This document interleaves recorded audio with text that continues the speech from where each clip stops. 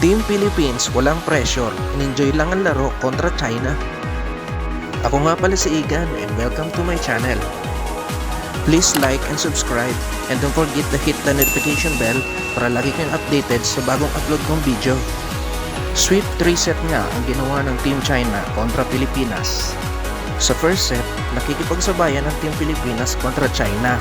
Nakalamang pa nga sila ng 6 na puntos. Pero mabilis na nahabol ng China. At nasungkit ng Team China ang first set. Sa second set, ganun pa rin. Nakakadikit naman ang Team Pilipinas, pero pagkalagitnaan na, doon na sila iniiwan ng Team China. Hindi na masyadong makapuntos ang Team Pilipinas dahil laging nag-block ang mga atake ni Belen at ni Solomon. Kaya ganun na lamang sobrang dami ng basher ni Solomon sa live chat. Huwag naman tayong sobrang harsh sa mga youngster dahil alam naman natin mga baguhan lang ito pagdating sa international arena. Dahil kahit mga pro player pa ang ipadala natin, pag China ang katapat, paniguradong mahihirapan silang manalo. Alam naman natin sobrang taas na ng playing skills ng Team China kumpara sa Team Philippines, kaya babaan lang natin ang ating expectation, huwag masyadong mataas. Second set, 20-25, pabor sa China. Pero maganda dito, hindi masyadong malaki ang lamang ng China kontra Pilipinas. Ibig sabihin lang ito, talagang maganda rin naman ang pinapakita ng mga players natin.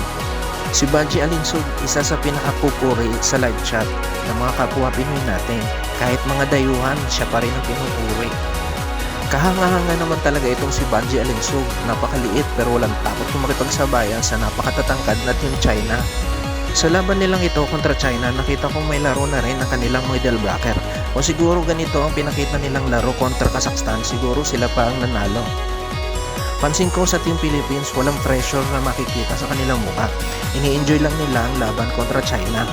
Nakangiti at minsan tumatawa pa nga kahit sila ay nabablock. Yun naman ang importante, ang i-enjoy nila ang laro nila. Experience at yung mga learnings ang kanilang mapapanalunan kontra China.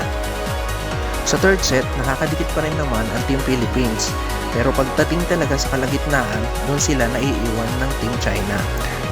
Walang awa ang blocking at attacking ng Team China. Hilaw na hilaw pa nga ang karanasan ng Team Philippines kumpara sa Team China. 17-25, China wins.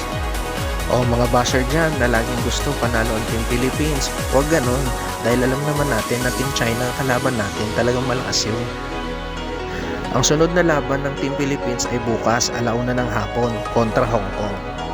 Siguro naman bukas mananalo na sila kontra Hong Kong dahil pag natalo pa sila ng Hong Kong, sobrang dami ng bashers panigurado. Sa mga bashers, bawas-bawasan naman natin dyan ang pagbabas sa mga player natin dahil hindi nakakatulong yun na i-boost ang kumpiyansa ng ating player. So ayun na nga, bukas abangan natin ang Team Philippines kontra Hong Kong 1:00 ng hapon. Maraming salamat po sa panonood at sana po ay suportahan nyo ang channel ko dahil bago lang po ito. Again, thank you for watching. Bye-bye!